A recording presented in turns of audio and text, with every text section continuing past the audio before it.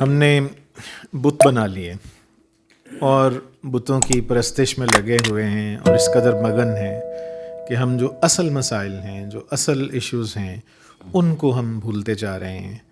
ان خدشات کا اظہار کر رہے تھے پروفیسر ڈاکٹر محمد اقبال چاولہ صاحب، اور اپنے مخصوص انداز میں جس سے ان کے شاگرد واقف ہیں یا ان کو چاہنے والے واقف ہیں، باتوں ہی باتوں میں، گانوں ہی گانوں میں کہتے ہیں کچھ بھی نہ کہا اور کہہ بھی گئے، اور کچھ کہتے کہتے رہ بھی گئے۔ یہ اسی کے مصداق ڈاکٹر اقبال چاولہ صاحب کے گفتگو سے ہم محظوظ ہو رہے تھے۔ میرا خیال ہے کہ اگر تھوڑا سا بغور جائزہ لیا جائے تو ڈاکٹر اقبال چاولہ صاحب کی اس گفتگو میں بہت سارے ایسے اہم نکات پنہاں ہیں، بہت سارے ایسے میسیجز ہیں۔ یہ میں آپ کو ضرور، اگرچہ وضاحت کی مجھے ضرورت نہیں ہے، لیکن میں تھوڑا سا ان لوگوں کے لیے جو ڈاکٹر صاحب کو آج پہلی دفعہ سن رہے ہیں یا سنیں گے، یا جو ابھی ریکارڈنگ کے بعد پہ جب یہ ہمارا اپلوڈ ہوگا تو اس وقت جائے گا، تو پھر مزید اس پہ آئیں گی، فیڈ بیک بھی آئے گا۔ تو میں یہ سمجھتا ہوں ڈاکٹر صاحب کی یہ جو برسہ برس کی تحقیق ہے، یہ کوئی لایانی تحقیق پر مبنی یہ خیالات نہیں ہیں۔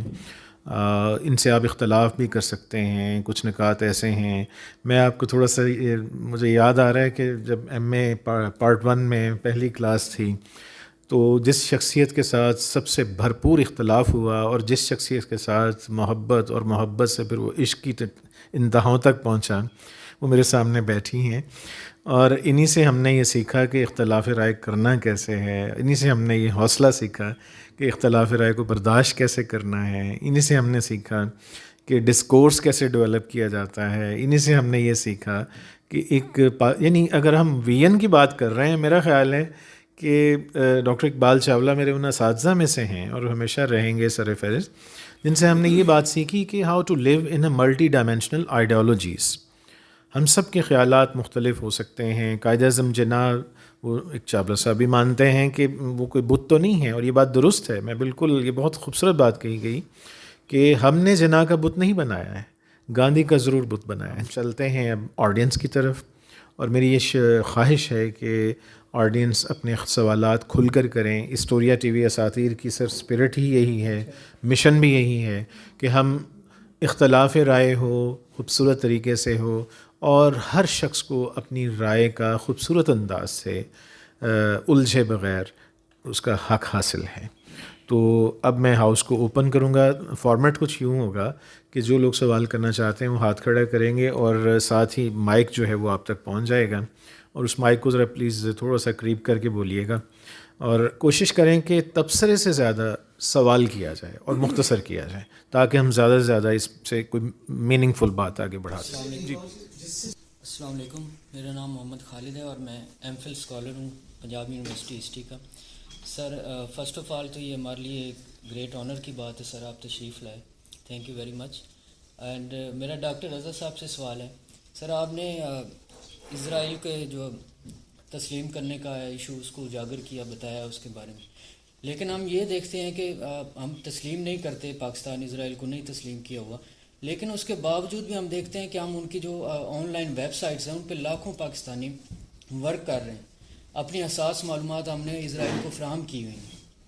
تو ایسا کیوں ہے؟ یعنی کہ پاکستان یہ کیوں اس طرف اس کو کیوں نہیں روک رہا؟ ہم نے اپنی جو حساس جو سوورینٹی ہے، اکنامک سوورینٹی، وہ ہم نے اسرائیل کے حوالے کی ہوئی۔ آپ کے آئی ڈی کارڈ، آپ کی فنانشل جو کریڈٹ کارڈز ہیں، آپ کی ہر چیز جو کہ معاشیت سمجھی جاتی ہے امپورٹنٹ ایک اسٹیٹ کے لیے، ہم نے اس کے حوالے کی ہوئی، لیکن اس طرف ہم دوسری طرف دیکھتے ہیں کہ ہم اس کو ریکگنائز بھی نہیں کر رہے۔ تو کیا آپ دیکھتے ہیں کہ فیوچر میں جا کر وہ اسرائیل اس کو ہمارے لیے ایز اے ٹول استعمال کر سکتا ہے پاکستان کے اگینسٹ؟ تو ہم اس مقام پہ آ سکتے ہیں کہ وہ ہمیں مجبور کر سکتا ہے کہ آپ ہمیں ریکگنائز کریں، بیکاز آپ کی تمام فنانشل جو ڈیٹیلز ہیں وہ ان کے ہاتھ میں چلی جائیں گی۔ اس پر آپ سر کیا کہنا چاہیں؟ پہلی بات تو یہ ہے کہ یہ ٹاپک سے ریلیونٹ کویسچن نہیں ہے، یہ تو انٹرنیشنل پالیٹکس کا کویسچن ہے، تو وہ تو مطلب کہہ لیں کہ ایک میں نے کہا تھا نا ایک ایسپیکٹ ہے اس میں۔ تو ایک وہ منیر نیازی صاحب شاعر ہیں ہمارے، پنجابی میں بڑی اچھی شاعری، تو ان کا ایک وہ شعر بڑا مشہور ہے کہ کچھ شہر دے لوگ بھی ظالم سن۔ بھئی بات یہ ہے کہ یہ پاکستان کے یہ مشرقی پاکستان کیوں ٹوٹا ہے؟ ایک ہی وجہ ہے، گارنٹی مطلب مناظرہ کر لے کو میرے ساتھ. ایک وجہ ہے وہ بھائی وہ اوپر جو امریکہ بیٹھا ہوا تھا اس نے توڑنا تھا توڑ دیا. بھارت کا ایک بڑا حصہ 1971 کے مشرقی پاکستان سے زیادہ پسماندہ ہے. 16 تحریکیں آزادی کی چل رہی ہیں, ایک آپ ٹکڑا بھی توڑ کے دکھائیں بھارت کا. تو یہ پلاٹس تو مطلب ہیں نا, وہ تو سارا کچھ مطلب ہے. اصل چیز ہوتی ہے, آخری چیز رہ جانے والی ہوتی ہے ایمان. مثلا حدیث میں ہے کہ قیامت کے نزدیک جو ہے وہ منع کرنے والا صرف, اچھا منع کس طرح کرنے والا کہ یار یہ سر عام نہ کرو, سائڈ پہ ہو جاؤ, اس کا ایمان جو ہے ابو بکر عمر کے ایمان کے برابر ہوگا. اصل چیز آخری چیز ہمارے پاس یہ ایمان بچا ہے کہ ہم نہیں مانتے, ہمارے بانی نے کہا تھا یہ ہمارے اسلام کے خلاف ہے. اصل چیز باقی سب کچھ تو آپ جو کہہ رہے ہیں وہ ٹھیک ہے, اور وہ سارا کچھ جو ہو رہا ہے سارا, تو اس کا مطلب کوئی حل مطلب یہی ہے کہ یہ ایمان کو بڑھایا جائے. حل تو مطلب یہ ہے نا. لیکن میں نے صرف اتنی بات کی تھی کہ اگر انٹیکٹ ہم نے کوئی چیز رکھی ہے تو کم از کم ایمان ہمارا مطلب موجود ہے کہ ہم نے اسرائیل کو نہیں مانا. ڈاکٹر رضا صاحب جو ہے نا میرے بڑے ہی جعلا لیڈر ہیں. 1906 میں جب آل انڈیا مسلم لیگ بنائی جا رہی تھی تو وقار الملک اور محسن ملک کی سپیچز پڑھی ہے. لوگوں نے اعتراض اٹھایا کہ سر سید احمد خان تو سیاسی جماعت بنانے کے خلاف تھے. تو انہوں نے اپنی تقاریر میں کہا کہ اگر آج سر سید احمد خان زندہ ہوتے تو وہ بھی اسی نتیجے پہ پہنچتے جس پہ ہم پہنچے ہیں کہ اب وقت آ گیا ہے کہ ہم خالی کانگریس کے ہاتھ میں اپنی نمائندگی نہیں دے سکتے. جبکہ اس سے پہلے 1902 میں 3 میں کوشش کی جماعت بنانے کی, ناکام ہوئی. حالانکہ سر سید نے بھی بنائی سیاسی جماعتیں, لیکن وہ بڑے سلیکٹیو لوگوں تک رکھنا چاہتے تھے. کانگریس پارٹی جو مسلم لیگ بھی تھی وہ بھی سلیکٹڈ لوگوں تک ہی تھی. ڈرائنگ روم کی پارٹی کہا جاتا تھا. دیکھیے قائد اعظم محمد علی جناح کو جو میں نے کہا نا بت نہیں بنانا ہے ہم نے, ان کے جو ارشادات ہیں فرمودات ہیں ہمارے لیے پتھر پہ لکیر ہیں, پر میرے ایمان کا حصہ نہیں ہے. ہم نے ان سے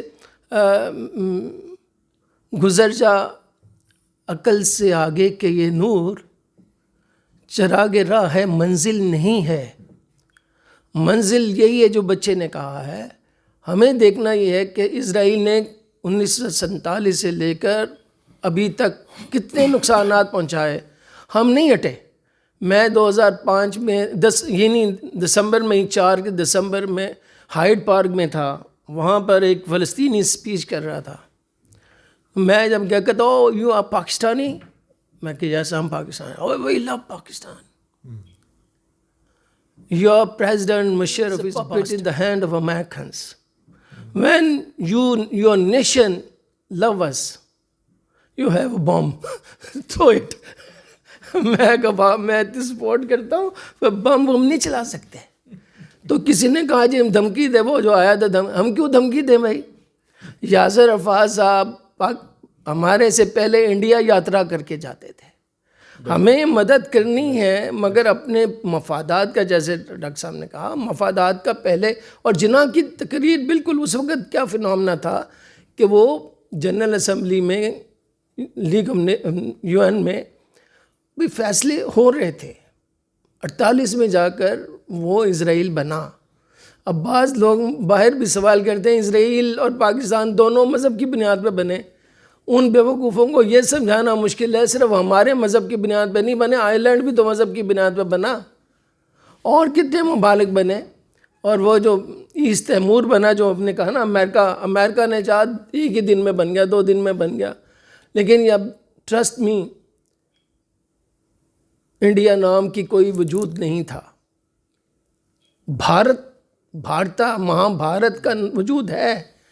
انہوں نے اپنے ملک کا نام بھارت ہی تجویز کیا تھا. اور جو ہے بڑا سیانہ نکلا ہوگا, بھارت کے ساتھ انڈیا بھی لگا لو, ہمارا نام بھی چلنے دو. تب یہ انڈیا بھارت ہمیں کنفیوز کرتا ہے. یہ بی جے پی کریں, ان کو رکھنے دو بھارت نام. تو اس لیے ان کی یہ بھارت بھی ریلیجن کی بنیاد پر آیا ہے. میرا خیال ہے بہت زبردست یہ ہماری آغاز ہوا ہے اس گفتگو میں. تھوڑا سا اجازت دیں تو میں آپ کے سوال کے حوالے سے نا بس 2 جملے کہنا چاہتا ہوں. میرا خیال ہے کہ فلسطین اور کشمیر کے حوالے سے جو ڈاکٹر رضا صاحب کی رائے ہے وہ یہی تھی کہ دیکھیں آل انڈیا مسلم لیگ اور قائد اعظم محمد علی جناح کا ہمیشہ یہ پریورٹی پہ رہا مسئلہ، خاص طور پہ فلسطین.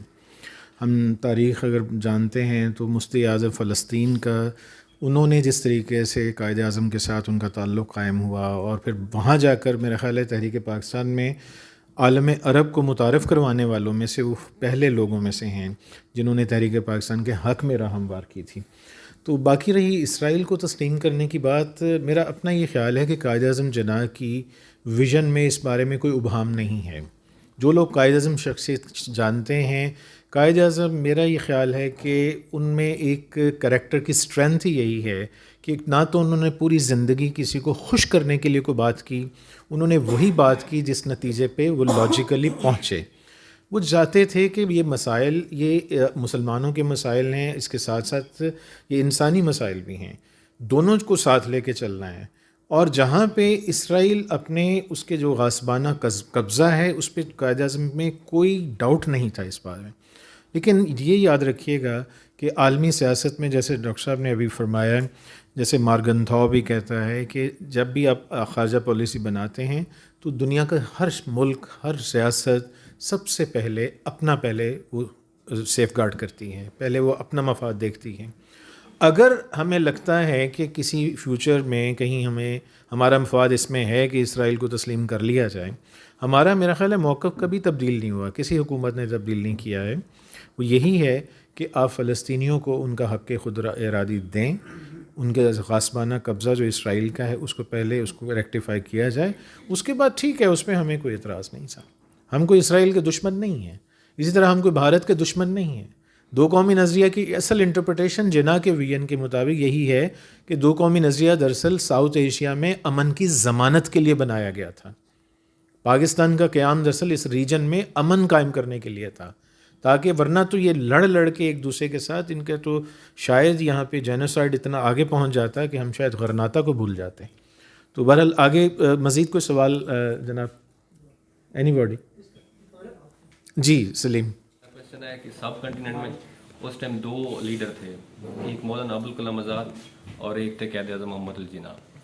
مولانا ابوالکلام آزاد تھے جن کو جو ہے نا مذہب اور اسلام ایک وراثت میں ملا تھا، اور جو قائد اعظم تھے وہ ایک ماڈرن مسلمان تھے. ایک ویژن تھا قائد اعظم محمد علی جناح کا اور ایک تھا ابوالکلام آزاد کا، جو انہوں نے بعد میں اس نے پیشنگوئی کی. جناح کا ویژن تھا کہ وہ کہتے تھے کہ جو پاکستان ہوگا اس میں ریلیجس فریڈم ہوگی، ڈیموکریٹک ویلیوز ہوں گی، سوشل جسٹس ہوگا اور یونٹی اینڈ ڈائیورسٹی ہوگی. تو 75 ایئرز میں اگر ہم اس کا لانگ وے دیکھیں تو نہ پاکستان میں ڈیموکریٹک ویلیوز پریویل ہوئی ہیں، نہ سوشل جسٹس تھا، نہ ریلیجس فریڈم تھی، اور نہ یونٹی اینڈ ڈائیورسٹی تھی. اور اگر اس کی ابوالکلام آزاد کی بات کریں جو اس نے پیشین گوئی کی تھی، دو ہی کی تھی. ایک کہا تھا کہ جو ہے نا بنگال تھا، بنگال علیحدہ ہو جائے گا پاکستان، ویسٹ پاکستان سے، اور دوسرا تھا کہ جو پنجاب، سندھ اور سرحد وغیرہ میں ان میں ہمیشہ کشیدگی رہے گی. اور وہ ابھی تک جو ہے نا چل رہا ہے، ابھی تک جو ہے نا ہم اس کو نہیں وہ کر سکے. اور دوسری میری ایک ہی بات ہے کہ جو آپ کہہ رہے تھے کہ نا اسلامک ویلفیئر اسٹیٹ کی، ڈیموکریٹک ویلفیئر اسٹیٹ کی، اس کی پریکٹیکل مینیفیسٹیشن جو ہے نا اس کا بھی تھوڑا سا بتا. بہت اچھا سوال کیا ہے. مولانا ابوالکلام آزاد رحمۃ اللہ علیہ، حسین احمد مدنی، پھر مولانا عطا اللہ شاہ بخاری صاحب، یہ بہت سارے بہت بڑے بڑے علماء دین مطالبہ پاکستان کے حق میں نہیں تھے. ان میں جس کو زیادہ بات کرنے کا موقع ملا وہ مولانا ابوالکلام آزاد تھے. وہ اس لیے تھے کہ 1940 میں کانگریس پارٹی نے مولانا آزاد کو اپنا پریزیڈنٹ بنا دیا اور وہ 1946 تک پریزیڈنٹ رہے. اچھا، اس وقت تک مولانا ابوالکلام آزاد کو خود بھی نہیں پتہ تھا جناح کہتا کیا ہے، دو قومی نظریہ ہوتا کیا ہے. اس وقت مولانا آزاد صاحب کو یہ بھی نہیں پتہ تھا کہ کانگریس میں میرے ساتھ ہے کون. وہ تیر کھا کے جو دیکھا نا پیچھے دیکھا کمی گاہ کی طرح اپنے دوستوں سے ملاقات. تو جو کیبنٹ مشن پلان جن کو ہماری عائشہ جلال صاحبہ اور ڈاکٹر اشتیاق ابھی نیا ورژن انہی لوگوں میں سے آیا ہے, وہ کہتے ہیں کہ جنہوں نے کمپرومائز کر لیا. جنہوں نے کمپرومائز نہیں کیا, وہ سارا جو کیبنٹ مشن پلان بنانے میں مولانا ابوالکلام آزاد کا سب سے بڑا ہاتھ تھا. یہ میرا آرٹیکل ہے, کوئی 10 سال ہو گیا میں نے چھاپا ہوا ہے, پاکستان ہسٹورین میں ہے, وہ کراچی والا جو ہے نا اس میں میرا ہے, وہ ضرور پڑھیے اسے. جن مولانا آزاد کو پتہ چل گیا کہ 2 قومیں تو ہیں بھئی, ہندوستان سب کانٹیننٹ تو ہے, اس میں 2 قومیں تو ہیں, ان کو اکٹھا. اب سوال یہ کہ ان کو اکٹھا کیسے رکھنا ہے, ہندوستان کی تقسیم کو روکنا کیسے ہے. پھر اس نے کہا کہ یار 10 سالہ منصوبہ بنا لیتے ہیں, جس کا پہلے میں نے وفاق بنا لیتے ہیں, زیادہ زیادہ اٹانمی ایسٹ اور ویسٹ میں ہم دے دیتے ہیں, انڈیا میں اپنا دے دیں گے, اس وفاق میں چلیں ایک ورکنگ ریلیشن شپ ڈیولپ ہو جائے گا. اور بڑا اچھا جال بچھا لیا گیا تھا کہ کیسے ہم نے پاکستان کو تباہ کرنا ہے. مگر اس میں آزاد سب شامل تھے, ان کی اپنی گفتگو ہے ان کے ساتھ, ویول کے ساتھ, ماؤنٹ بیٹن کے ساتھ. اس نے مانا کہ یس دیر از اے بگ ایشو.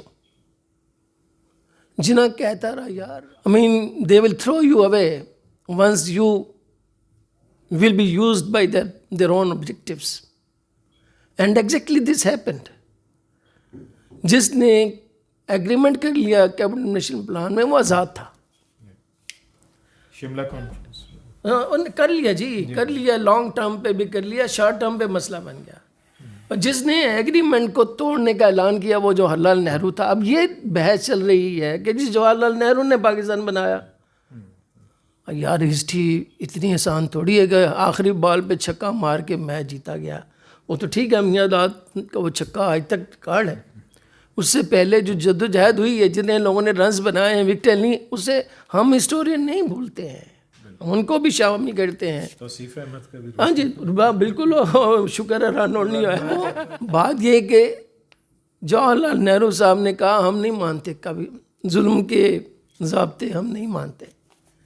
پھر جنہوں نے کہا اگر ہم نہیں مانتے تو ہم بھی کیبنٹ مشن پلان کو نہیں مانتے. یہاں سے پھر وہ خانہ جنگی کا ماحول بنا. کلکتہ کا واقعہ ہوا, پھر 3rd جن پلان کی طرف ہم آئے. ایک تو آگے مولانا کا جواب آپ کو آ گیا. اچھا, جب یہ بات چیت ہو رہی تھی, گورا جناح کو کہہ رہا تھا, ویول نے پلان دیا تھا, یہ میری کتاب میں بڑی تفصیل سے لکھا ہوا ہے. پلان یہ دیا گیا تھا کہ جناح کو ڈرانا ہے نا, تو جناح کو یہ ڈرا دو کہ بھائی لولا لنگڑا موت اٹن آپ کو پاکستان دیں گے, پنجاب بھی تقسیم ہوگا, بنگال بھی ہوگا, یہ بھی جائیں گی, نہریں بھی جائیں گے, دریا بھی جائیں گے, اور کشمیر بھی جائے گا, اور کلکتہ بھی جائے گا. کلکتہ ہی مین پورٹ ہے وہاں پر. تو جناح مان جائے گا یونائٹڈ انڈیا پہ. تو کانگریس کو آپ بلیک میل اس طرح کرو کہ اگر آپ نہیں مانے تو پھر ہم جناح کو پاکستان دے دیں گے لاہور ریزولوشن میں. وہ دونوں کام کر گئے. گاندھی نے آخری وقت میں جا کر گاندھی کے ساتھ خفیہ ملاقاتیں ہوئی ہیں ان کی, جو 3 وزراء آئے ہوئے تھے. انہوں نے کہا کہ یار اللہ کا واسطہ ہم جناح کو وعدات کر بیٹھے, اگر آپ نے نہیں مانا لانگ ٹرم پلان کو تو پھر ہم آپ کو جناح کو پاکستان بنا کر چلے جائیں گے. پھر اگلے دن جا کر, اب مزے کی بات یہ کہ ان کی لیٹسٹ بکس میں بھی آتا ہے کہ کانگریس نے کیبنٹ مشن کو پلان کو تسلیم ہی نہیں کیا. اب بات یہ کہ جناح کی تصویر ہی جب آپ 70 سال کی عمر کے بوڑھے کی دیکھیں گے تو جوانی کا تو آپ کو پتہ ہی نہیں ہوگا. خیر ہے نہیں, وہ مولانا آزاد نے ان دنوں, یہ کشمیری صاحب تھے, کیا نام تھا ان کا یار, بڑا مشہور جرنلسٹ تھے, شورش کشمیری کو ان دنوں انٹرویو دیا, جس کو ہمارے یہ عمران خان صاحب اور عمران خان صاحب, ان کے اندر روح ہے ان کی, وہ لے کے لگے ہوئے ہیں. اب یہ جرنلسٹ کا تو کام ہی ہے کہ سنسنی پیدا کر دینا, او مولانا آزاد نے یہ وہ. یوٹیوبر بھی ان کے مولانا آزاد نے تو پہلے کہہ دیا تھا بنگال نے. بھائی وہی تو وہ کہہ رہے تھے جناب یہ ادھر ایسٹ ہے ادھر ویسٹ ہے, درمیان میں فنڈامنٹلسٹ بھارت ہوگا, ہندو ہوگا, اینمی ہوگا, وہ آپ کو کبھی جینے نہیں دے گا. That was a serious threat. اور پھر انہوں نے کہا کہ آپ کا بلوچستان میں بھی یہ ہو جائے گا, یہ بھی ہو جائے گا. ڈرایا. ڈرے تو نہیں بہرحال. انہوں نے کہا یار چلو جب مجھے میرا پاکستان میرے لاہور ریزولوشن کے تحت مل رہا ہے تو مل جائے. تو یہ ان دنوں انہوں نے انٹرویو دیا تھا. کامران صاحب کے ہتھے چڑھ گیا. آج انہوں نے یہ نہیں پڑھا کہ مولانا آزاد نے اس کے مطابق کیبنٹ مشن پلان بنا دیا تھا. ریفرنس ٹو دا کانٹیکسٹ کیا. اور میں نے باچا خان کے وہ ان کی ٹرانسلیشن پڑھی ہے اخبار کی, اور بلکہ جو پریس ہوتی ہے نا ان کا جو برٹش کی خفیہ ایجنسی اس نے نکالا. انٹیلیجنس رپورٹ میں لکھا ہوا ہے کہ باچا خان صاحب کہہ رہے ہیں کہ میں اتنا خوش ہوں کیبنٹ مشن پلان سے. This is what I wanted. Provincial autonomy, grouping, yes for the time being there should be federation. تو لہٰذا یہ تو. دوسرا میرا سوال یہ ہے, مولانا آزاد صاحب اتنے پہنچے ہوئے بزرگ تھے, میں گستاخی نہیں کر رہا, مجھے کوئی شک بھی نہیں ان کے, انہیں پتہ ہی نہیں چلا کہ جیسے ہی پارٹیشن ہوگی علی گڑھ یونیورسٹی کی اینٹ سے اینٹ بجا دی جائے گی. انہیں پتہ ہی نہیں چلا کہ ایک کسائی آئے گا, وہ گجرات میں ہزاروں مسلمانوں کو مروا دے گا. انہیں پتہ ہی نہیں چلے گا کہ مسلمانوں پر ایسٹ پنجاب میں خون کی ندیاں بہا دی جائیں گی.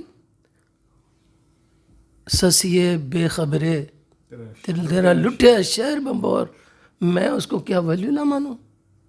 وہ ایک ملا تھا. یس اس کو اعزاز حاصل ہو گیا جو حسین احمد مدنی کو نہیں ہوا. سید عطا اللہ شاہ بخاری, سید عطا اللہ شاہ بخاری پہ میں نے تھیسس کروایا, آج کل فیصل آباد جی سی میں پڑھا رہی ہے P H D in England. ہاں وہ اس کے بیٹے سے یہاں پہ منم سے ہم انٹرویو لینے گئے. اسے شوگر تھے, اس کا بہت برا حال تھا منم. تو وہ انٹرویو لے رہی تھی کہ جی سر کیا بنا تھا.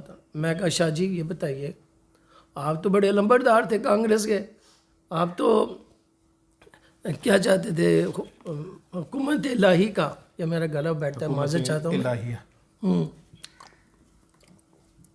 تو پھر آپ دھوم دبا کے کیوں بھاگے امرتسر سے؟ کہنا جی میں تمہیں سچی گل دساں, سب سے پہلے نے ہمارے ہی مسجد پر حملہ کیا, ہماری ہی جان کے لالے پڑے تو ہم بھاگ کر آئے.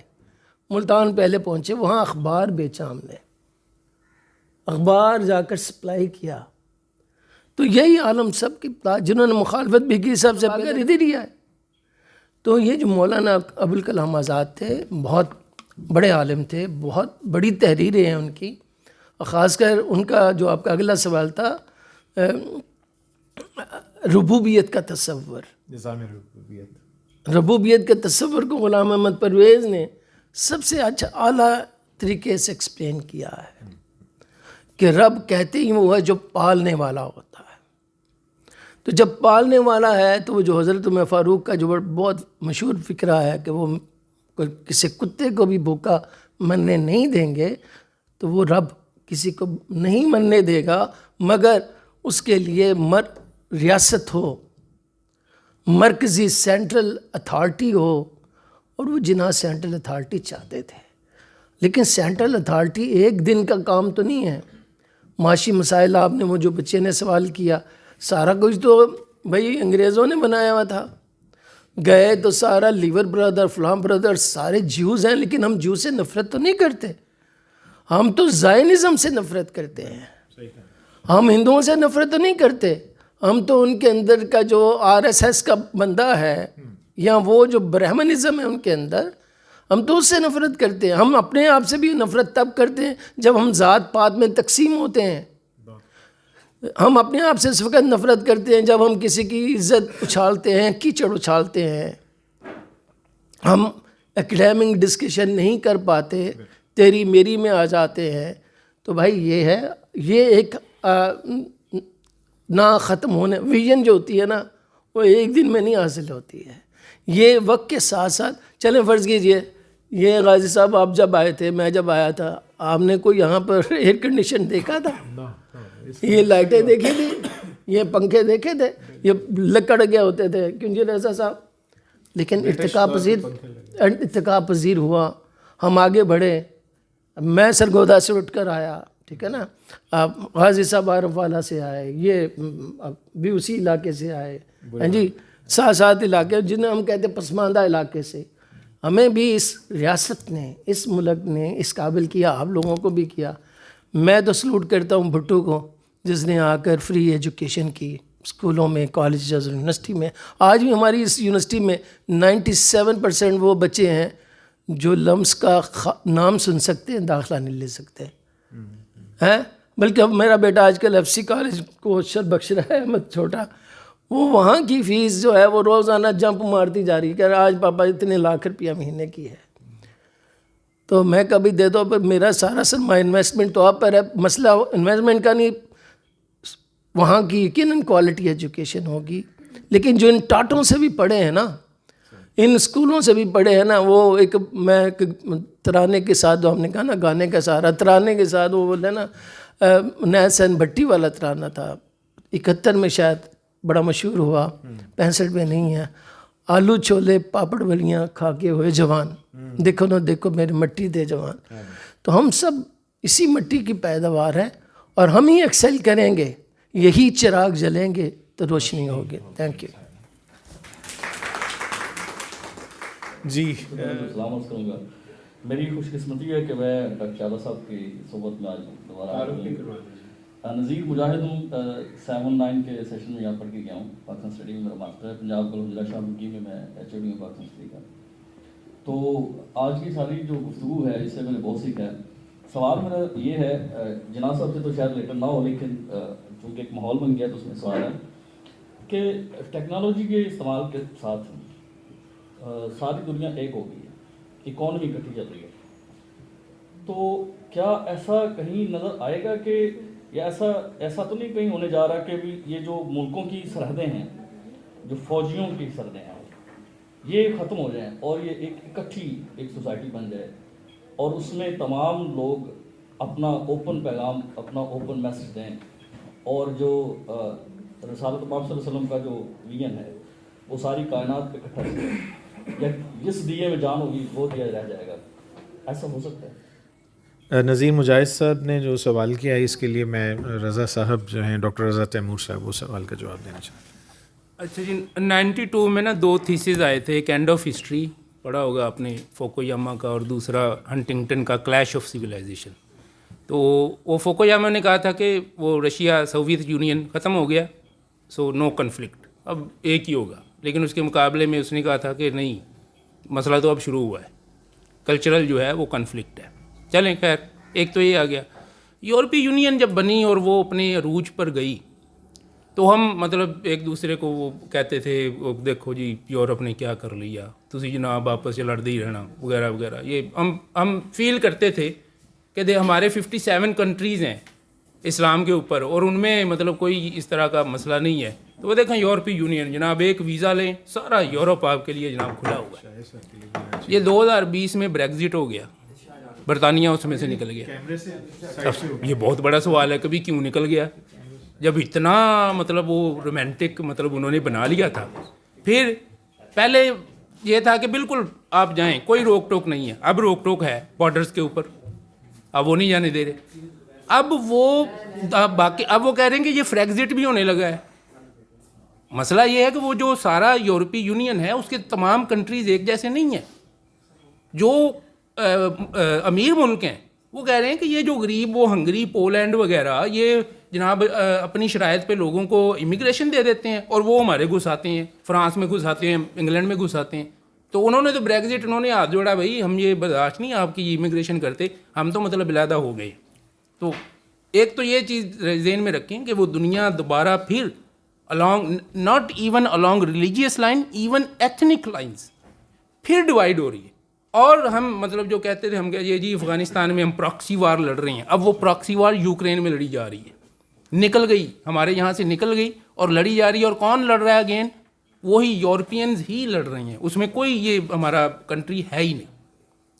تو پریکٹیکل سچویشن جو ہے وہ یہ مطلب چل رہی ہے کہ میں پھر اینڈ یہی کمنٹ ہے کہ not even religious lines along ethnic lines, یعنی وہ جو دفن ہو گئے تھے پیچھے اور جن کو ہمیں تانا دیا جاتا تھا کہ دیکھو سب کچھ انہوں نے جناب مٹا دیا, آپ ابھی تک مطلب لے کر بیٹھے ہوئے, وہ پھر دوبارہ جو ہے وہ زندہ ہو چکی ہیں. اب پہلے تو ان کا مطلب اب کوئی حل کر لیں, پھر ہم جا کے وہ ریلیجیس کا جو ہے جواب دے سکیں گے. باقی زیادہ سر جو ہے وہ مزید ایکسپلین کر سکتے ہیں. تھینک یو ویری مچ سر.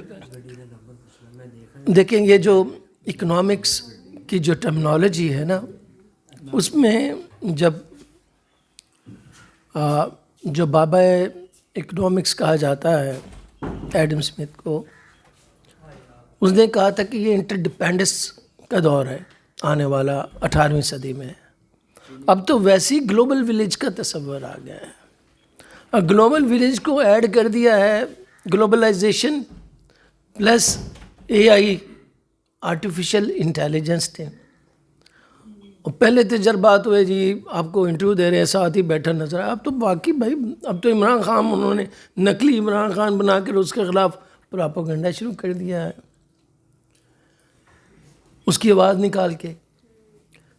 تو یہ چیلنجز تو بڑھ رہے ہیں. اور رہا یہ کہ وہ حضور وسلم کی بڑی مشہور حدیث ہے کہ علم حاصل کریں چاہے چین جانا پڑے. تو بعض لوگ کہتے ہیں چین تو یہ ساتھ ہی تھا. ان کا مفہوم یہ ہے کہ بھی جہاں سے علم حاصل ہو لے, جہاں سے آپ کے مفادات پورے ہوتے ہوں کریں.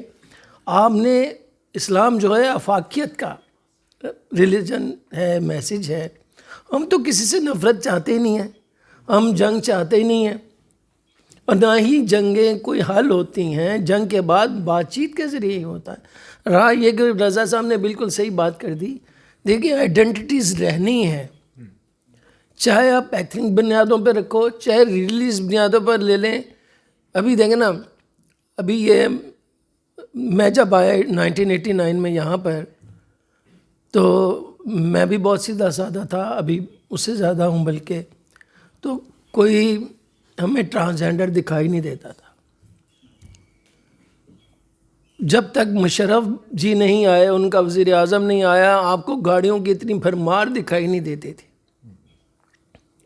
اور یہ جو تھا یہ یونیورسٹی یہاں سے اینڈ تک جنگل ہی دکھائی دیتے تھے سامنے. پھیل رہی ہے, آبادی پھیل رہی ہے, گلوبلائزیشن ہو رہی ہے, پاپولیشن بڑھ رہی ہے, اربنائزیشن ہو رہی ہے, انڈسٹریلائزیشن ہو رہی ہے. کسی جگہ تو میں جب چائنا گیا پہلی دفعہ تو مجھے یقین نہیں آیا کہ China could progress so much so rapidly. unbelievable تھا کہ چائنا نے, اور یہ ان کی ہائی رائز بلڈنگ, میں 25-30 سال پہلے امریکہ گیا تو میں بڑی ہائی رائز بلڈنگ سے متاثر ہوا. لیکن اب یہ ہے کہ آپ کا جو سوال یہ ہے کہ ہماری آئیڈینٹی ختم نہیں ہونی ہے. اگر آپ سمجھتے ہیں کہ پاکستان اور انڈیا کی آئیڈینٹی, پولیٹیکل آئیڈینٹی جو آپ نے فوجی کہا, بھائی یہ اگر نہیں بھی تھا پاکستان بنا ہوا تو Baluchistan was never a part of India. یہ FATA was never partly part but not part of India. Afghanistan بھی رہا. تو اس لیے ہم جب کہتے ہیں نا ڈی مارکیشن اور ایکچوئل مارکیشن, وہ 1945 کے بعد یونائٹڈ نیشن آرگنائزیشن بننے کے بعد آئی ہیں. وہ ختم ہو سکتا ہو جائیں. جیسے میں نے کہا ہولی رومن امپائر سے پہلے رومن امپائر تھی. اب ہولی رومن امپائر بھی بنی, ضم کرتے کرتے ہولی رومن امپائر بن گئی جب کرسچینٹی آ گئی 5ویں صدی عیسوی میں. پھر وہ ڈس انٹیگریٹ ہوتے ہوتے پھر آپ کو unification of Italy, unification of Germany, پھر بوسنیا ہرزیگوینا, پھر آسٹرین امپائر, پھر پرتگال, پھر ہالینڈ, ڈچ. اب آپ کو 30 یورپین ممالک دکھائی دیتے ہیں, مگر ان کے اندر یونین آ گئی. ہمارا سارک جو تھا وہ بنا 1985 میں. اگر وہ امریکہ جو انڈیا جو ہمارا ہے وہ اپنی ہیجمنی کا تصور سے نکل جاتا تو شاید ہم بھی, ہمارا بارڈر کا ایشو ہی نہ رہتا. مشرف نے تو کر لیا تھا, کشمیر میں بسیں چلنا شروع ہو گئی تھی, ہم بھی گئے, کئی دفعہ انڈیا گئے, آتے جاتے گئے, ٹھیک ہے نا. تو وہ میں امید کرتا ہوں کہ ایسی دنیا ہو جہاں پر ویزا نہ لینا پڑے. جی تو بڑا کرتا ہے کہ جی ہمیں جو اچھا ملک دیکھے وہاں جانے کو جی چاہتا ہے. تو یہ تو امن نہ جائے. یہ جو فلسطین میں ہو رہا ہے, بچوں کی 8,000 بچے مار دیے گئے, شہید کر دیے گئے, عورتوں کو کر دیا, اسپتال نہیں چھوڑے جا رہے, چرچز نہیں چھوڑے جا رہے, مسجد نہیں چھوڑی جا رہے. مار کون رہا ہے؟ انسان. مر کون رہا ہے؟ انسان. اور دونوں ہی وہ جو وحدہ لا شریک لہ کے قائل ہیں. ہمارا تو ایمان بھی مکمل نہیں ہوتا جب تک کہ ان کے ہم پیغمبروں پہ ایمان نہ لائیں. تو جناب ہماری آئیڈینٹی پھر بھی مجاہد صاحب مجاہد رہنی ہے, اقبال اقبال رہے گا. لیکن what does it mean? I mean, does it make any difference? I mean, Ghazi Abdullah is an entity. I am an entity. Yes, everybody is. ایک ہی گھر میں 5 بچے ہیں, ہر بندے کی اپنی اینٹی ہے, اور اسے تسلیم کرنے میں, اسی کو کہتے ہیں نا یونٹی ان ڈائیورسٹی. رسپیکٹ کریں, کوئی چھوٹا بھی ہے یا بڑا بھی ہے تو عزت دیں. عزت دیں گے تو معاشرہ اچھا رہے گا. میں اس سے ریلیجن نکل کے بھی ہو جائے گا. جی اور نیکسٹ سوال. ہاں جی سوما بات ہے کہ بہت زیادہ مشکور ہوں کہ انہوں نے اس کا انعقاد کیا اور ہمیں ایک بہت اچھا پلیٹ فارم فراہم کیا. میرا سر غازی سے کوشچن ہے کہ انڈیا میں 15 اسٹیٹ انڈیپینڈنس کے لیے لڑ رہی ہیں اور کسی کو پتہ تک نہیں ہے. پاکستان میں چند ہیں اور پوری دنیا میں مطلب یہ مشہور ہے. تو پھر پاکستانی اسٹیٹ اتنی ویک کیوں ہیں؟ اور قائد اعظم کا جو پاکستان ہے یہ اس حساب سے نہیں چل رہا, کیونکہ قائد اعظم نے ہمیں جو موٹیوز دیے تھے یہ وہ نہیں ہے. قائد اعظم نے بتایا تھا کہ وومن کو امپاورمنٹ دینی چاہیے, مطلب وومن ساتھ مل کے برابری کا کام کریں اور ان کے شانہ بشانہ کام کریں. اور اس کے علاوہ جو پیلسٹائن اور کشمیر کے لیے اپنا موقف واضح کیا تھا, تو پھر پاکستان اس سے پیچھے کیوں ہے؟ پاکستان کیوں نہیں کشمیر اور پیلسٹائن کے لیے اپنا حق ادا کر رہا؟ کیوں کشمیر کی جنگ کشمیری لڑ رہے ہیں, پیلسٹائن کی پیلسٹینینس لڑ رہے ہیں, پاکستان صرف اپنے کول اور قرار پر آپ ہی کہنا چاہ رہی ہیں نا. اور ہمارے ہاں تو تحریکیں بھی اتنی نہیں ہیں, لیکن اس کے باوجود ہم اتنے کمزور کیوں ہیں؟ یہ میرا خیال ہے یہ سوال فطری ہے. یہ ہر پاکستانی کے ذہن میں, ہر سینسٹیو جو ذہن ہے اس کے ذہن میں یہ سوال ہے. میں یہ عرض کروں گا کہ اس کی بنیادی وجہ جو مجھے سمجھ آتی ہے کہ دیکھیں کوئی بھی ملک اور ریاست اور قوم یہ بنتی ہے کنسنسس ڈیولپ کرنے سے. کنسنسس جو ہے آسمانوں سے آ کے نہیں ڈیولپ کیا جاتا, نہ کہتے ہیں نا فرشتے اتریں گے, نہ ہی خدا نیچے آ کے آپ کو کنسنسس ڈیولپ کروائے گا. اس کے لیے ایک لیڈرشپ, جاندار ویژنری لیڈرشپ اس کی ضرورت پڑتی ہے. قائد اعظم کے حوالے سے ہم بات کر رہے ہیں تو میرا خیال ہے قائد اعظم کی ذات میں یہی تو سبق پہ نہ ہے کہ ایک اچھا, ایک ویژنری, ایک باکمال لیڈر جو ہیں یہ گری ہوئی قوم کو اوپر اٹھا سکتا ہے. لیکن اس کا ایک دوسرا پہلو بھی ہے. دیکھیں قومیں بھی وہی اٹھتی ہیں جن کے اندر کچھ زندگی باقی ہو. اکثر ہم پڑھتے ہیں نا جی کہ عرب جاہل تھے. میں ذرا تھوڑا سا سر اس سے اختلاف کرتا ہوتا ہوں. اس کی وجہ یہ ہے کہ وہ ٹھیک ہے کہ عربوں میں جاہل, لیکن عربوں کے اندر بہت ساری ایسی صفات موجود تھیں جس کو دیکھتے ہوئے اللہ تعالیٰ نے انہیں چنا کہ وہاں پہ نبی کریم صلی اللہ علیہ وسلم جو ہیں ان کو, یعنی اسلام کا آغاز وہاں سے ہوتا ہے سان. تو ان میں بہت ساری ایسی باتیں تھیں جو اچھی تھیں. پرابلم یہ ہے کہ ہمارا مسئلہ, ایک تو ہمارا سب سے بڑا ایشو ہے کہ ویژنری اور ڈائنامک لیڈرشپ ویسی نہیں ہے جو کہ قائد اعظم محمد علی جناح کی شکل میں. یہ ہم خوش قسمت تھے کہ ہمارے ساتھ, ورنہ شاید پاکستان نہ بن پاتا. یعنی ٹھیک ہے پاکستان ناگزیر تھا, لیکن میں سمجھتا ہوں قائد اعظم جناح کی قیادت نہ ہوتی تو شاید یہ بہت بہت مشکل ہو جاتا. وہ کہتے ہیں نا وطن کی فکر کرنا دا مصیبت آنے والی ہے, تیری بربادیوں کے مشورے ہیں آسمانوں میں. اب دوسرا جو مسئلہ ہے لیڈرشپ آئے گی کہاں سے؟ اس دور میں ہم کہاں سے لے کر آئیں گے لیڈرشپ؟ اس کا کوئی شارٹ کٹ نہیں ہے. ہمارے دوست نے سیمول پی ہینٹنگٹن کا حوالہ دیا تھا. ان کی ایک کتاب زیادہ مشہور ہوگی جو کہ ذرا عوامی ٹائپ کی ہے, لیکن اصل ان کا جو کام ہے وہ ہے 1967-9 میں جو ان کا پبلش ہوا تھا, وہ تھا political order in changing societies. یہ کتاب جو پوری دنیا کے اس وقت تک کے سیاسی نظاموں کا ایک کمپیریٹیو انالیسس تھا جو کہ ہینٹنگٹن نے کیا تھا. یہ بڑی باکمال کتاب ہے, ہماری لائبریری میں بھی اس کی ایک کاپی پڑی. اس کا وہ لب لباب کیا ہے؟ وہ کہتا ہے کہ in the modernising world only those will survive, یعنی وہی نظام، وہی حکومتیں، وہی ریاستیں برقرار رہ پائیں گی ہو ول، ذرا غور کیجیے گا، انسٹیٹیوشنلائز دیم سیلوز، اداروں کو مضبوط کریں گے. انڈیا اور ہمارا کمپیریزن کا ڈفرینس اگر سر اس بارے میں رائے دیں تو زیادہ صائب ہوگا کہ فرق ہی یہاں پر ہے. انڈیا میں آج بھی وہاں پہ ادارے مضبوط ہیں، ہمارے ہاں ادارے بدقسمتی سے پنپ نہیں سکے. اب اس میں ظاہر ہے کئی فیکٹرز ہیں. یہ بات صحیح ہے کہ سارا ملبہ جو ہے یہ بھی غلط ہے کہ ہم سیاستدانوں پہ ڈال دیں، اور یہ بڑا فیشن بن چکا ہے. حالانکہ 1958 کا مارشل لا کے اسباب تو ہم پڑھتے ہیں، یہ نہیں پڑھتے کہ 1958 کے مارشل لا میں جمہوریت دشمن قوتیں کامیاب ہو گئی تھیں. ٹھیک ہے نا، وہ بھی تو معصوم نہیں تھے نا. تو یہ دونوں چیزیں جب تک تمام ادارے اپنی اپنے فینسز کو نہیں پہچانیں گے اور ایک دوسرے کے ساتھ ان کا ایک لحظان ڈیولپ نہیں ہوگا، ایک دوسرے کے ساتھ وہ مل جل کر نہیں چلیں گے، تب تک ایسا یہ ممکن نہیں ہوگا. ہم شارٹ کٹس کی تلاش میں ہیں، شارٹ کٹ سے قومیں نہیں بنا کرتے، اس کے لیے یہ کرنا پڑے گا. میں ہم نے چونکہ غازی صاحب کو حکم صادر کیا تھا تو انہوں نے آپ کے حکم کی تعمیل کرتے ہوئے بہت اچھا جواب دے دیا. لیکن میں چونکہ ڈاکٹر رضا دے چکے، میں پتہ نہیں ہزاروں مقامات پہ یہ باتیں کر چکا ہوں. یہ 4 جنگیں پاکستان نے کس کی خاطر لڑی تھی انڈیا سے؟ آپ کو پتہ کس کی خاطر لڑی تھی؟ مسئلہ کشمیر کی خاطر.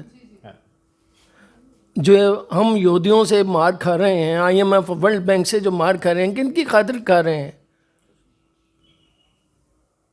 وہ میرے والد مرحوم کہا کرتے تھے بکرا جانو گیا تو کھانا لین سواد ہی نہیں آیا. صحیح. ہم نے اتنی قربانیاں دی، آپ کو سمجھ ہی نہیں آ رہی ہے. اب کیا کریں؟ ہم جا کر فزیکلی جنگ کریں؟ کشمیریوں کو، ہمارے بہت سارے دوست، یہ بھی مجاہد شامل تھے جہاد میں، جو میرے اسٹوڈنٹ، میرے پیارے دوست، یہ بھی جہاد میں گئے، عملی جہاد میں حصہ لیا ہوا ہے. بہت سارے لوگوں نے بیٹوں بھائیوں کی قربانیاں دی ہیں. تو ویسے بائی دا وے مجھے تھوڑا سا شکوہ کشمیریوں سے ہے، تھوڑا سا مجھے شکوہ کشمیریوں سے ہے کہ جس طرح فلسطینی اٹھے ہیں حماس والے، تھوڑی سی وہ بھی جان دکھائیں، وہ بھی ذرا مسئلہ اٹھائیں. پھر دیکھیے کہ یہاں سے کتنے مجاہد. ابھی کا آپ کا کیا خیال ہے؟ حماس والے اکیلے لڑ رہے ہیں، پاکستان سے کوئی نہیں گیا، ہزاروں کی تعداد میں جا چکے ہیں، لیکن ڈکلیئر نہیں کر سکتے. حکومتی سطح پہ مجبوریاں ہوتی ہیں. شیخ رشید جو تھے نا، بڑے چونکہ کشمیری ہیں، بڑے جذباتی ہے کشمیر سے، اور جب ہم آئیں گے اقتدار میں تو بے نظیر کے خلاف باتیں کرتے تھے. میں یونیورسٹی پڑھتا، ہم کشمیر میں کیمپ لگا دیں گے، ہم جہاد شروع کروا دیں گے. حالانکہ چل رہا تھا، جماعت اسلامی اور باقی لوگ کر رہے تھے. تو جب وہ وزیر بن گئے، کسی نے کہا جناب شیخ صاحب اب بتائیے کتنے کیمپ لگائے ہیں کشمیر کے جہاد کے لیے؟ کہا نہیں، وہ ڈپلومیٹک باتیں تھیں، ہم خود جنگ کر سکتے. ہم نے کی کارگل میں کی، کیا نتیجہ نکلا؟ تو بیٹا چل رہا ہے لیکن ڈکلیئر نہیں کیا جاتا. جیسے انڈیا ہمارے خلاف سازشیں کر رہے، بنگلہ دیش بنوا دیا. ابھی آپ کو بلوچستان کو کٹ آف کرنے کی کوشش کر رہے ہیں، فاٹا کو توڑنے کی کوشش کر رہے ہیں. یہ پختونستان کا دوبارہ نعرہ، اور عمران خان صاحب نے تو بڑے کھلے بندوں کہہ دیا 3 پاکستان بنیں گے. اگر ایسا ہی ہوا اور شیخ مجیب ہی بننا ٹھہرا ان کو، تو یہ کوئی آپ کے خیال میں لوکل کانسپریسی ہے اس کے پیچھے؟ انٹرنیشنل کانسپریسی ہے. ہم ان کو اور اینگل سے دیکھ رہے ہیں. ان کے میرے بیٹے چونکہ ان کے بڑے، ان کا وہ کپتان ہے، وہ اور اینگل سے دیکھ رہے ہیں. آپ بھی آج سے ذرا اس اینگل سے بھی دیکھیے جو ہم نے آپ کو فیکٹس اینڈ فگر دیے ہیں کہ ہم نے جو 4 جنگیں لڑی ہیں کس لیے لڑی ہیں. بھٹو نے، ایوب خان نے جو چپ کر کے کشمیر پہ چڑھائی کی، کس نے کی؟ 71 میں بنگلہ دیش بنوایا، ہم نے کس لیے بنوایا؟ کارگل میں کیوں ہم نے جنگ کی؟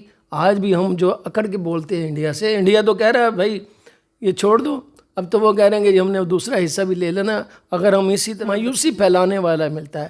آپ کو فخر ہونا چاہیے جو بچا ہے پاکستان، اس میں ہماری فوج ہے، کوئی بھی ادارہ ہے، وہ اپنی اپنی بھرپور طریقے سے محب وطن ہے. اور وہ سیاستدان بھی، جیسے خان صاحب نے کہا، چند ایک سے شکوہ ہو سکتا ہے، ان کی کمپٹنسی پہ ہو سکتا ہے، ان کی کیپیسٹی پہ ہو سکتا ہے، ان کے حب الوطنی پہ شکوہ نہیں ہو سکتا. جو لیفٹسٹ تھے سارے، جو کرتی کسان والے، وہ انڈیا کے حق میں ہوگا یا پاکستان کے حق میں ہوگا. تو وہ جب یہ تحریک چلی دہلی میں تو آپ کو پتہ کسانوں کا کیا تھا, وہ جتھا یا وہ سٹن, اس میں جو نعرے لگ رہے تھے کیرتی کسان کے نعرے لگ رہے تھے. مجھے ایک بندے سے بات ہوئی جو کہ بہت پہنچا ہوا بندہ ہے, اس سے جو بات ہوئی اس نے پتہ کیا کہا, انہوں نے کہا چاولہ صاحب تو نعرے جو پاکستان کی خوشبو آندی ہے نہیں آندی؟ میں کہا جی بڑی آندی. آواز آ رہی ہے کہ ادھر بیٹھے ہیں لوگ, جو نعرے لگے وہاں پر کہ ہم اندر گھس کے ماریں گے, تو وہ نظر آ رہا تھا کہ کون کہہ رہا ہے. میں نہیں بول دی, میرے بچوں میرا یار بول دا.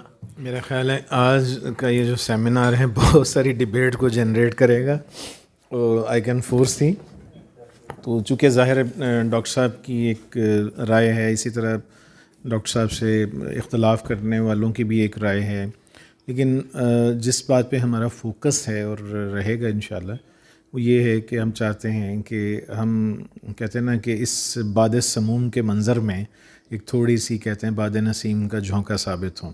تو اسٹوریا ٹی وی اساتیر کا یہی مقصد ہے. ہم ایک ایسا نیشنل ڈسکورس ڈیولپ کرنا چاہتے ہیں جس میں ہر شخص کی اپنی رائے بھی سنی جائے اور اس کے بعد پھر ایک قومی اتفاق رائے پیدا کرنے کی ایک آنیسٹی سے کوشش کی جائے. سر جس طرح ہمارے مسائل کا قبضہ پاکستان کو مسائل درپیش ہیں, آج بات ہو رہی قائد اعظم کے بارے سے کہ ہم نے قائد اعظم کے لیے فرامین ہم پہ عمل نہیں کیا, اس کی وجہ سے کافی سارے مسائل ہمارے ہیں. اس طرح اپنا قائد اعظم نے ہماری آرمی کے لیے, ہمارے اداروں کے لیے, ہمارے عام لوگوں کے لیے کچھ فرامین جو ہیں وہ کہے گئے ہیں جس پہ آئی تھنک اگر ہم عمل کریں تو فائدہ ہوگا. کچھ جو آج کی انتظامیہ میں کچھ لوگ ہیں یا جو اشرافیہ ہیں اگر وہ ان فرامین پہ عمل کریں تو آپ کیا رائے ہے کیا ہمارا ملک آگے ترقی کرے گا؟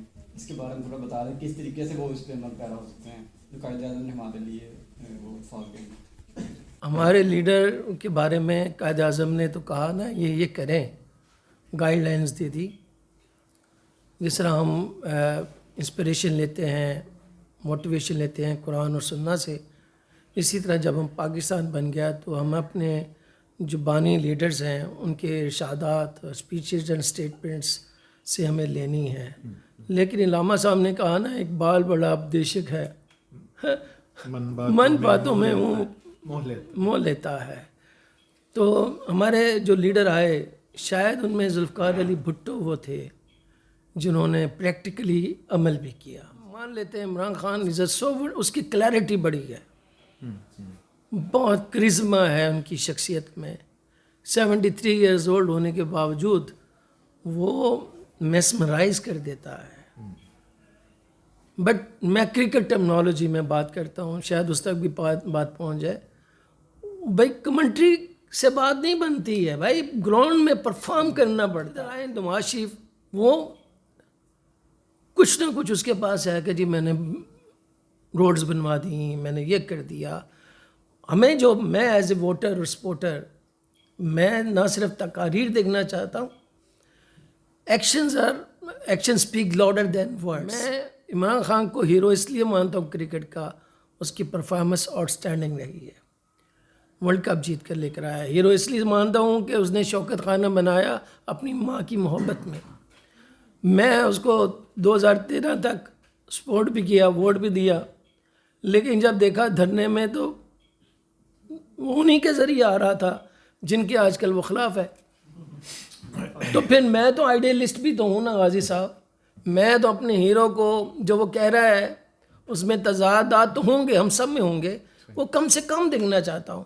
اللہ کرے کہ اگر اس کو دوبارہ باری ملتی ہے تو وہ کنٹراڈکشن نہ ہو. یہ بڑی بات تھی کہ خواتین اتنی بڑی پیمانے پہ آئیں گے, یوتھ اتنا زیادہ موبلائز ہوا ہے, لیکن ہم ان کو ختم کر رہے ہیں, ضائع کر رہے ہیں. تو میں آپ سے بالکل قائد اعظم کے جو ارشادات ہیں یوتھ کے لیے ہیں, یعنی انہوں نے سرکاری ملازمین کے بولا کرپشن نہیں ہے, اور یوب خان کو کہا تھا اس بیوقوف کو پرے کرو, اس کی آنکھوں میں مجھے دکھائی دیتا ہے لالچ دکھائی دیتا ہے. انہوں نے بینکوں کے حوالے سے جہاں جہاں اسپیچز دی ہیں یہ نا اسٹار گائیڈ لائنز دی ہیں, لیکن ہم پڑھتے ہیں پڑھا دیتے ہیں. غازی صاحب بہت اچھا پڑھاتے ہیں ہم سے, تو میں تو اس پیریڈ کو نہیں پڑھایا, لیکن عمل ہم تو شاید کر لیں کہ یار ہم ماننے والے ہیں اس کے, لیکن جن کا عمل امپیکٹ کرتا ہے وہ نہیں کر پا رہے. وہ کیوں نہیں کر پا رہے؟ وہ کہتے تیرا قصور, وہ کہتا تیرا قصور. وہ انگلی ادھر نہیں آ رہی ہے, ادھر جب تک نہیں آئے گی اصلاح نہیں ہوگی. جی بہت شکریہ سر.